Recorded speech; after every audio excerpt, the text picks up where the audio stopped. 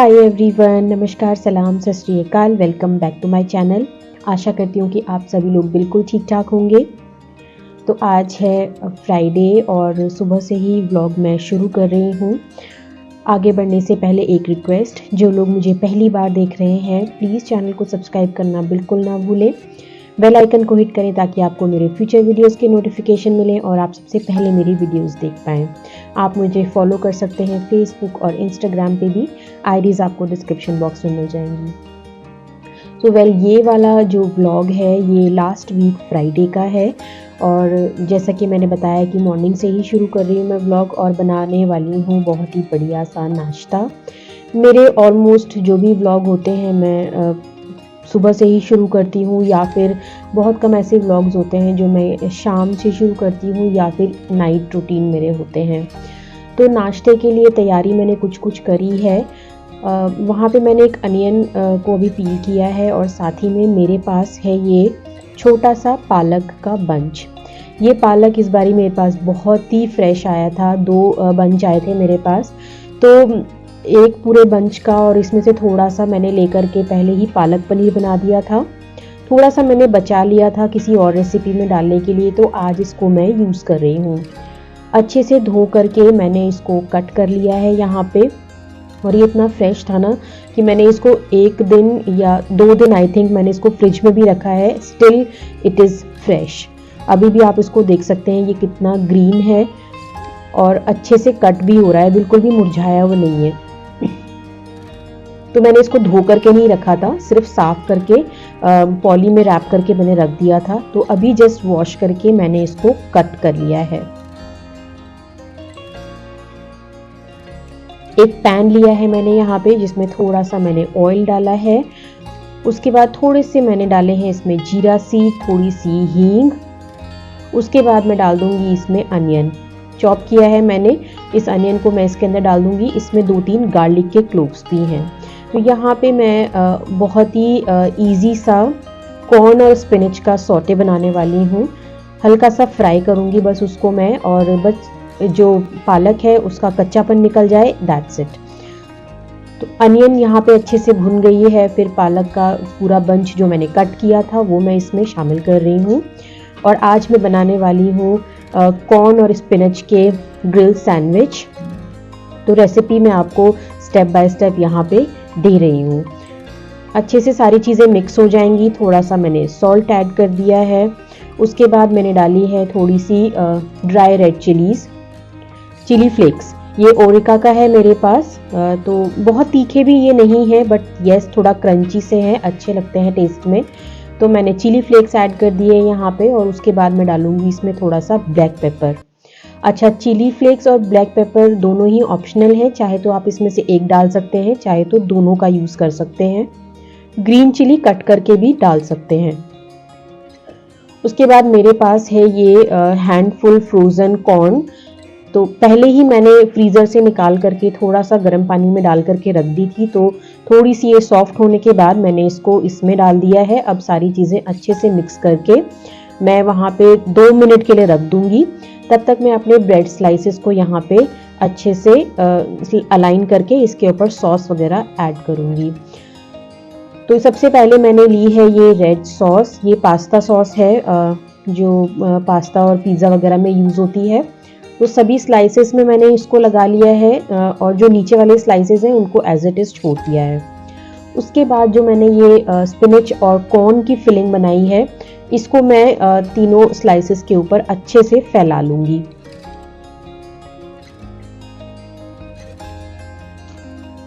बस अब इसको बंद कर देना है। चाहे तो इसके ऊपर ग्रीन चटनी भी लगा सकते हैं या कोई और सॉस है आपके पास तो वो लगा सकते हैं। थोड़ा सा मैंने इसका टेस्ट बैलेंस करने के लिए टमाटो केचप लगाया है स्लाइसेस के ऊपर। अब इसको बंद कर देंगे और सभी स्लाइसेस के ऊपर मैं लगाऊंगी स्प्रेडेबल बटर। तब तक मैंने अपना ग्रिल पैन जो है वो भी गैस पर गर्म होने रख दिया है, बहुत ही सिम फ्लेम पे। बटर लगाने के बाद अब इसको सेकना भर ही रह गया है। तो ये बहुत ही अच्छे हेल्दी से सैंडविच तैयार होते हैं। मेरे घर में सभी लोग इस तरीके का जो ब्रेकफास्ट है वो पसंद करते हैं और खा भी लेते हैं इजीली।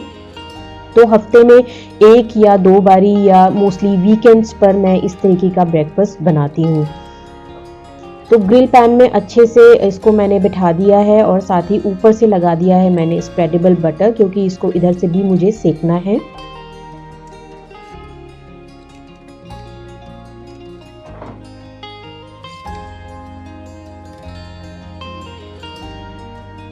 जब ये एक तरफ से सिक जाएगा तो दूसरी तरफ से इसको टर्न कर देना है और देखिए ग्रिल की कितनी अच्छी लाइनें सैंडविच के ऊपर आ गई हैं। बहुत ही अच्छा लगता है दिखने में भी और ये खाने में भी बहुत ही टेस्टी सैंडविच है। आपके बच्चे पसंद करते हैं पालक वगैरह खाना या उनको कौन पसंद है, तो हफ्ते में 1 बार या 2 बार उनको इस तरीके की आप ब्रेकफास्ट बना के दे सकते हैं। और साथ ही ये बहुत ही अच्छी टिफ़िन रेसिपी भी है, बहुत ही जल्दी भी बन जाती है और आजकल तो मार्केट में पालक वगैरह बहुत इजीली मिल जाते हैं फ्रेश वाले, तो ला करके ज़रूर बनाएं, बच्चों को खिलाएं। और देखिए कट करके मैं आपको दिखा देती हूँ, बहुत ही बढ़िया ये सैंडविच बने हैं, बहुत ही टेस्टी। मैंने 1 कप चाय के साथ इसको सर्व किया था। नमक वगैरह सभी बिल्कुल बेहतरीन इसके अंदर था और कॉर्न का भी जो मीठा मीठा टेस्ट होता है ना, वो पालक के साथ बिल्कुल बैलेंस हो गया था। तो मस्ट ट्राई रेसिपी है विंटर्स के लिए, ज़रूर ट्राई कीजिएगा और खाइएगा।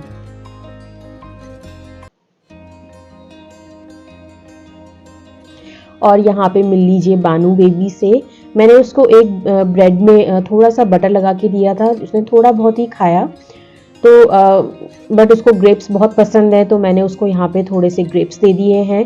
फ्रूट्स उसको जितना मर्जी दे दो वो खाती रहती है, उसको बहुत ही पसंद है फ्रूट्स खाना, तो ब्रेकफास्ट में वो फ्रूट्स भी खाती है आजकल। उधर नाश्ता वगैरह करने के बाद बारी आ गई है क्लीनिंग की, और ये छोटी बंदरिया को देखिए आप, जब भी मैं इस तरीके से काम करने लगती हूँ ना, तो वो आकर के मेरी कमर पे चढ़ जाती है और बिल्कुल नहीं उतरती है, कितना भी आप मशक्क़त कर लो, और ऊपर ऊपर चढ़ जाती है। तो मैं एक्चुअली पोछा इस तरीके से लगाती हूँ बैठ करके, अच्छा लगता है मुझे बैठ करके लगाना, बट वो मुझे बिल्कुल भी लगाने नहीं देती, इतनी नॉटी, इतनी शैतान है।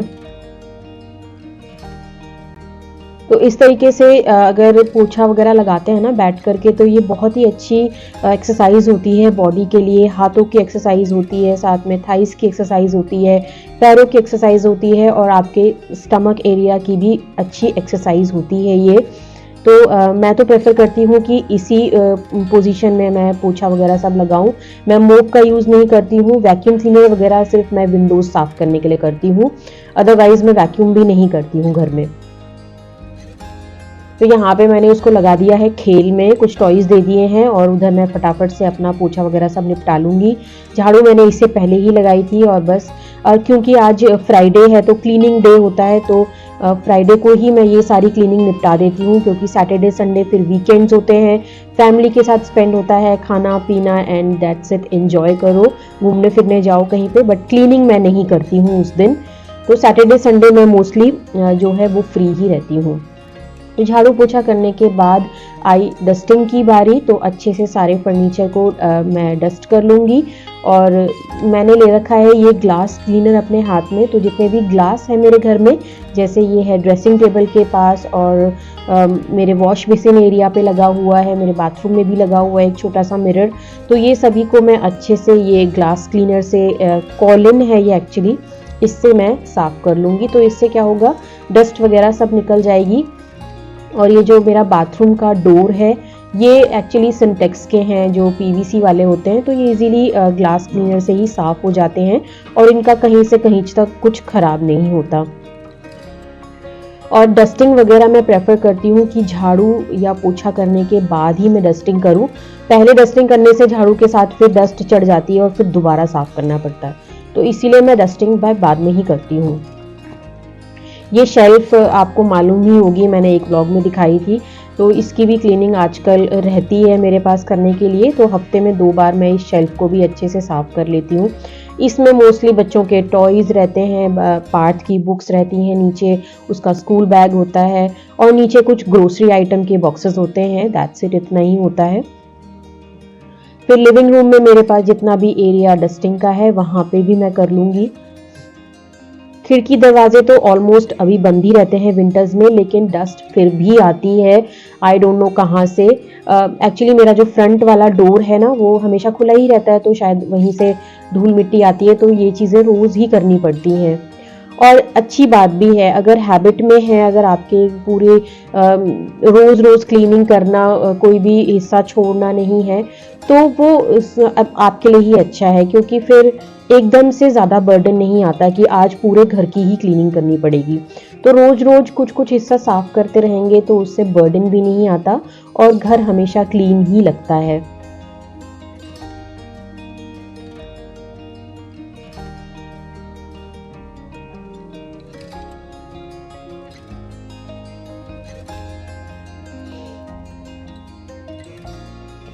कुछ चीज़ें ऐसी हैं जो मुझे वीकली ही बेसिस पे करनी पड़ती हैं, जैसे कि प्लांट केयर वगैरह, जो घर के अंदर प्लांट्स रहते हैं उनको मैं वीकली बेसिस पे ही अच्छे से केयर कर लेती हूँ। उनका पानी चेंज करके, अगर वो पानी वाले हैं तो पानी चेंज करके, उनकी कोई डेड लीव्स हैं तो उन्हें हटा देती हूँ।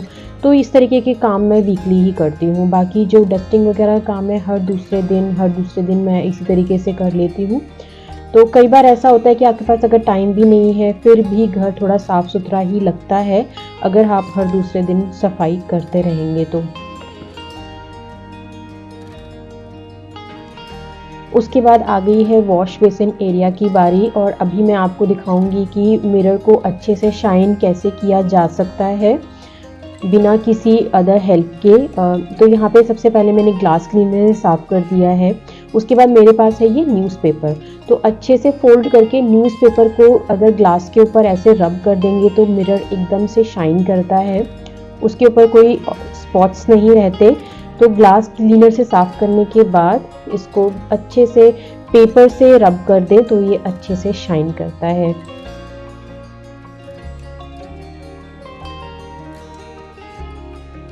वॉश बेसिन को मैंने साफ़ कर दिया था सुबह ही। एक्चुअली आज मैंने इसको एसिड डाल करके साफ़ किया था, तो कुछ 10-15 मिनट ही मैंने एसिड रखा था, क्योंकि बच्चे रहते हैं घर में। पार्थ तो स्कूल गया है लेकिन बानू रहती है, तो मैं ज़्यादा देर एसिड रखती नहीं हूँ। तो आप देख सकते हैं टैप के नीचे और बेसिन का जो किनारे हैं वो सब अच्छे से साफ़ हो रखे हैं। बस रह गया था कि मैं एक वाइप से इसको अच्छे से पूरा क्लीन कर दूं, जितने भी ड्रॉप्स रहती हैं पानी की वो सब अच्छे से साफ़ हो जाती हैं इससे। और ऊपर से लेके नीचे तक जो पेडिस्टल होता है वॉश बेसिन का, तो इसको मैं अच्छे से कर लूँगी साफ़।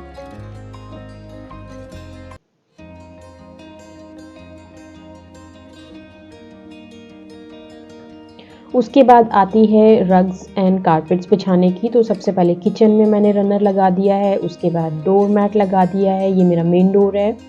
देन मैंने अपने लिविंग रूम में ये कारपेट लगा दिया है, इसको मैंने थोड़ा सा धूप में डाला था और अब यहाँ पे अच्छे से बिछा दिया है। पैरों से दबा दूंगी ताकि बच्चों के पैरों में ना लगे ये। और फिर यहाँ काउच के आगे भी एक रनर मैंने लगा दिया है। और फिर स्ट्रेट अवे मैं आ गई हूँ किचन में, क्योंकि काउंटर टॉप्स तो मैंने क्लीन कर दिए थे लेकिन बर्तन मेरे रह गए थे। तो घर का सारा काम निपटाने के बाद मैंने यहाँ पे आके बर्तन भी अपने साफ़ कर लिए हैं, स्टैंड पर लगा दिए हैं। अब ये यहाँ पे सूखता रहेगा। उधर मेरा दूध भी गर्म हो गया है, तो इस पर मैं लगा दूँगी ये जाली ताकि कोई कीड़े वगैरह ना गिरे। तो यहाँ पे मेरी फटाफट से हो गई है किचन भी साफ़।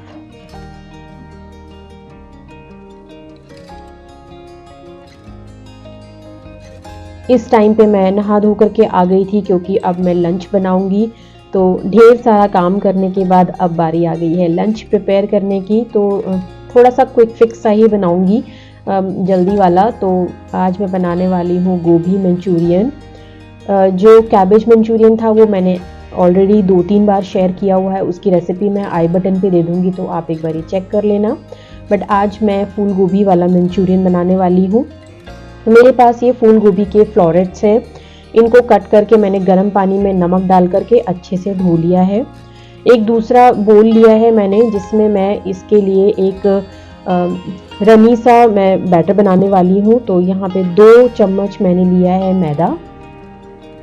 मैदा में थोड़े से लम्स थे, तो मैं अच्छे से स्पून से उसको लम्स को तोड़ लूँगी। और उसके बाद 2 ही टेबलस्पून मैंने डाला है इसके अंदर कॉर्न स्टार्च, कॉर्नफ्लावर बोलते हैं जिसको।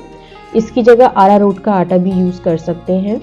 उसके बाद थोड़ा सा सॉल्ट, इन चीज़ों को अच्छे से मिक्स करके और पानी की हेल्प से इसकी एक स्लरी जैसी तैयार कर लेनी है।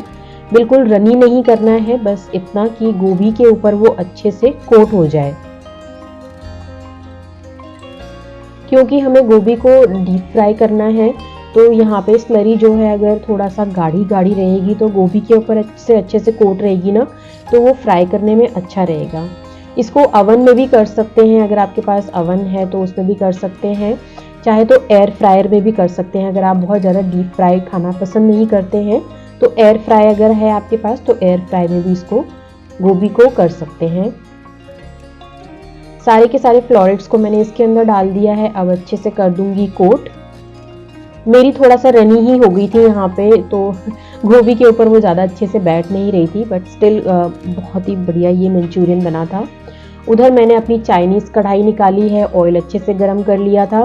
एकदम गरम तेल के अंदर ये गोभी के फ्लोरेट्स को मैं छोड़ दूंगी। अलग अलग ही डालना है इसको, एकदम से सारे नहीं डालने हैं, वरना ये चिपक जाते हैं एक दूसरे से और फिर उनका टेस्ट उतना अच्छा नहीं आता। तो यहाँ पे गोभी मंचूरियन मेरा मंचूरियन के लिए गोभी तैयार हो रहा है, तब तक मैं यहाँ पे फ्राइड राइस बना लूँगी। तो यहाँ पे मैंने ऑयल लिया है एक कढ़ाई में, उसके अंदर मैंने डाल दी है ढेर सारी अनियन कट करके। इसके अंदर मैं गार्लिक नहीं डाल रही हूँ, सिर्फ अनियन डाल रही हूँ। उसके बाद मेरे पास जितनी भी सब्जियाँ थी सबको मैंने कट कर लिया था। तो गोभी है इसके अंदर, कैबेज और है कैप्सिकम और कैरेट। थोड़ी सी ग्रीन चिली मैंने कट करके रखी है, मंचूरियन में भी डालूंगी और मैंने यहाँ पे राइस में भी डाल दी है। उसके बाद डाल रही हूँ इसमें एक ढक्कन भर के, यानी 1 चम्मच के हिसाब से वाइट कुकिंग विनेगर। इससे सब्जियों को थोड़ा सा खट्टापन मिलेगा, थोड़ी सी टैंगीनेस आ जाएगी।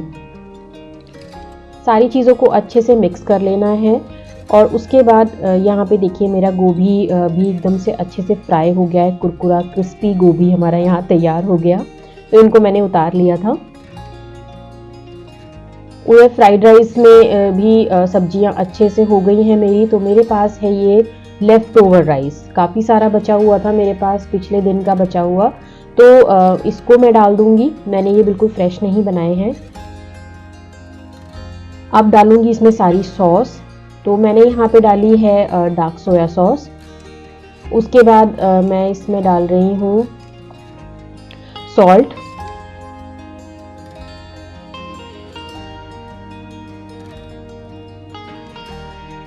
थोड़ा सा कश्मीरी रेड चिली पाउडर। उसके बाद इन सारी चीज़ों को मिक्स कर लेना है और मिक्स बहुत अच्छे तरीके से करना है। इससे क्या होगा, इस राइस में बहुत ही बढ़िया सा एक कलर आ जाएगा और दिखने में भी अच्छा लगेगा और खाने में भी अच्छा लगेगा। नमक वगैरह सब इसमें इक्वली डिस्ट्रीब्यूट हो जाएगा अच्छे से मिक्स करने से। तो यहाँ देखिए हमारे जो फ्राइड राइस है वो हो गए हैं तैयार।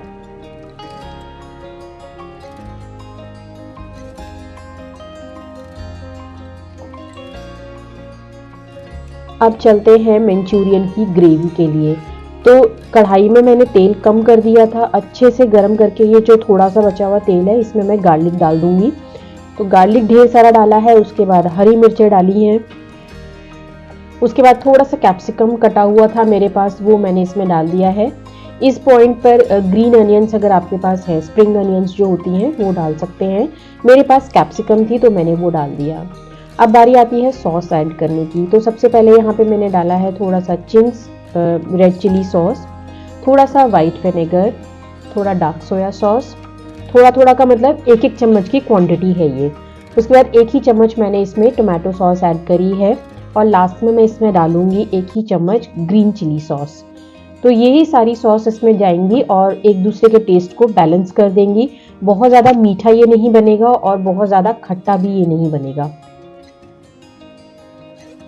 एक बॉईल आने के बाद हम इसमें बाकी चीज़ें ऐड करेंगे। जैसे कि मेरे पास ये स्लरी बची हुई थी थोड़ी सी, तो इसके 2-3 चम्मच ही बस मैं इसमें डालूंगी, ताकि हमारी जो ग्रेवी है वो थोड़ी थिक सी हो जाए और क्वांटिटी में भी थोड़ा ज़्यादा लगे।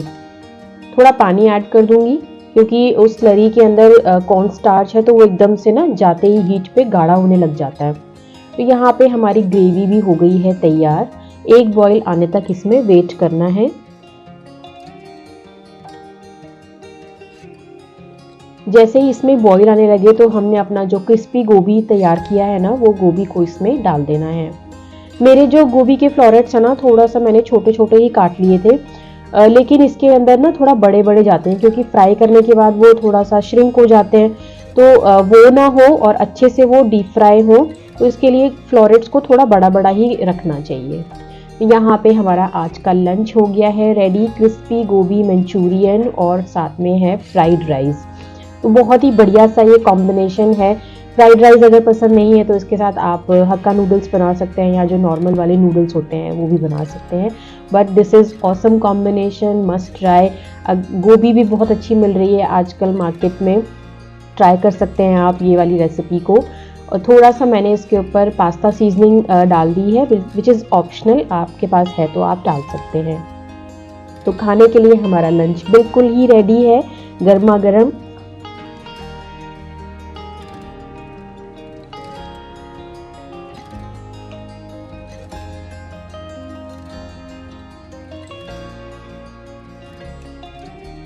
तो सबको खिलाने के बाद मैंने भी बैठ कर के आराम से अपना लंच कर लिया था। मुझे तो बहुत देर ही हो गई थी लंच करने में, शायद बज गए होंगे 2:30-3। तो आजकल दिन इतने छोटे होते हैं ना कि आधा टाइम तो बनाते बनाते ही निकल जाता है, फिर खाने का टाइम जो है वो गलत हो जाता है बहुत ही ज़्यादा। तो चलिए फ़िलहाल मैंने यहाँ पे अपना लंच तो कर ही लिया है, बट येस अभी एक और रेसिपी आपसे शेयर करनी है, क्योंकि फ्राइड राइस मंचूरियन पार्ट में तो खाया नहीं, तो उसके लिए अब मैं बनाने वाली हूँ यहाँ पे एक दूसरी रेसिपी। तो ये ब्रेड है मेरे पास, सुबह सैंडविच में बच गई थी, तो एक तरफ से मैंने इसको टॉस कर लिया है बटर लगा करके ग्रिल पैन पे ही। उसके बाद यहाँ पे ऐड कर रही हूँ थोड़ी सी पिज़्ज़ा एंड पास्ता सॉस, दोनों स्लाइसेस पे अच्छे से फैला दूंगी। तो मैं यहाँ पे बनाने वाली हूँ चीज़ कॉर्न ब्रेड सैंडविच, जल्दी से बनने वाले। तो बच्चों की हल्की फुल्की भूख के लिए या इवनिंग स्नैक्स के लिए ये बहुत ही अच्छी रेसिपी है। तो मैं तो फटाफट से इसी तरीके से काम निपटा लेती हूँ। तो उसको तो फ्राइड राइस खाना नहीं था, तो मैंने जल्दी से उसके लिए ये बना दिया। दोनों स्लाइसेस पे पास्ता सॉस को स्प्रेड करने के बाद मेरे पास ये जो कॉर्न थे, इनको भी मैंने इसके ऊपर फैला लिया अच्छे से। अगर बच्चे कॉर्न खाना पसंद करते हैं तो अच्छे से डालें, क्योंकि कॉर्न हेल्थ के लिए अच्छे होते ही हैं। उसके बाद ये है ग्रेटेड चीज़, इसको मैंने ग्रेट नहीं किया है, ये ऑलरेडी ग्रेटेड ही आया है। तो मैंने बस इसको फ्रिज से निकाल करके स्प्रेड ही कर दिया था इसके ऊपर अच्छे से। तो ढेर सारा चीज़ लगा दिया था मैंने इसके ऊपर, और ये बना भी इतना टेस्टी, इतना ऑसम था, आई कांट टेल यू कि मैं इसको दोबारा बनाना चाहती हूँ अपने लिए भी। तो थोड़ा थोड़ा पिज़्ज़ा एंड पास्ता सीजनिंग है मेरे पास, ये मैंने डाल दी है, और बस इसको अवन में डाल देना है। अवन को मैंने पहले ही प्री हीट कर लिया था 250 डिग्री पे 10 मिनट के लिए, तो प्री हीटेड अवन में ही मैं इसको रख रही हूँ। बहुत जल्दी भी तैयार हो जाती है ना ये सब चीज़ें बच्चों के लिए। तो यहाँ पे सेटिंग में दिखा देती हूँ, 250 डिग्री पे ग्रिल ऑप्शन पे मैंने इसको 10 मिनट के लिए रखा है, और ये 10 मिनट में ही बहुत बढ़िया से बन गया था, क्रस्ट भी बहुत अच्छा आया था।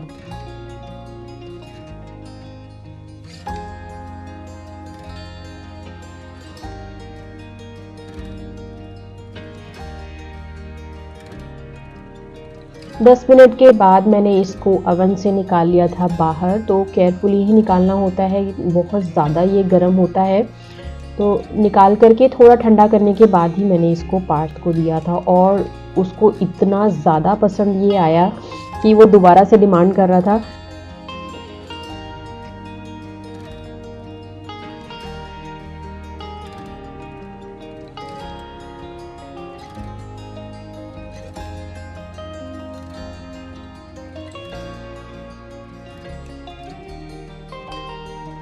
तो अब हो गया है शाम का टाइम, 5:30 बजे के अराउंड। इस समय तक तो दिन काफ़ी ज़्यादा छिप जाता है, अंधेरा सा ही होने लग जाता है। तो मैं यहाँ पे चाय बनाने लग रही हूँ, अब बैठ करके पीऊँगी आराम से चाय। और इस व्लॉग का भी मैं करती हूँ यहीं पे एंड। आई होप ये व्लॉग आपको अच्छा लगा होगा। कोई रेसिपी पसंद आई हो या मेरे रूटीन्स पसंद आते हो तो जाने से पहले वीडियो को एक लाइक ज़रूर दे दें और चैनल को सब्सक्राइब कर लें। मैं मिलूंगी आपसे एक नई वीडियो के साथ। Till then you guys take care. Thank you so much for watching. Bye bye.